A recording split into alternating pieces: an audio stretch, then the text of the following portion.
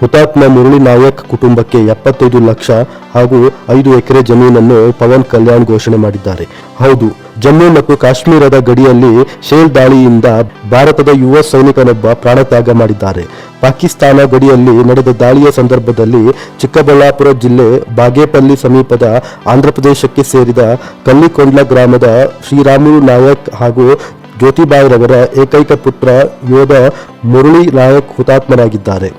ಹೀಗಾಗಿ ವೀರಮರಣ ಹೊಂದಿದ ಸೈನಿಕ ಮುರಳಿ ನಾಯಕ್ ಅಂತಿಮ ದರ್ಶನಕ್ಕೆ ಸಾವಿರಾರು ಸಂಖ್ಯೆಯಲ್ಲಿ ಮಂದಿ ಆಗಮನವಾಗಿ, ಅಲ್ಲದೆ ಆಂಧ್ರಪ್ರದೇಶ ಉಪಮುಖ್ಯಮಂತ್ರಿ ಪವನ್ ಕಲ್ಯಾಣ್ ಅವರು ಕೂಡ ಗೌರವ ಸಲ್ಲಿಸಿದರು. ಹುತಾತ್ಮ ಯೋಧ ಮುರಳಿ ನಾಯಕ್ ಅವರ ಅಂತಿಮ ದರ್ಶನ ಪಡೆದು ಈ ಬಗ್ಗೆ ಮಾತನಾಡಿದ ಆಂಧ್ರ ಡಿಸಿಎಂ ಪವನ್ ಕಲ್ಯಾಣ್, ಹುತಾತ್ಮ ಮುರಳಿ ನಾಯಕ್ ಕುಟುಂಬಕ್ಕೆ 50 ಲಕ್ಷ ರೂಪಾಯಿ ಹಾಗೂ 5 ಎಕರೆ ಜಮೀನು ನೀಡಲು ನಿರ್ಧರಿಸಿದ್ದಾರೆ.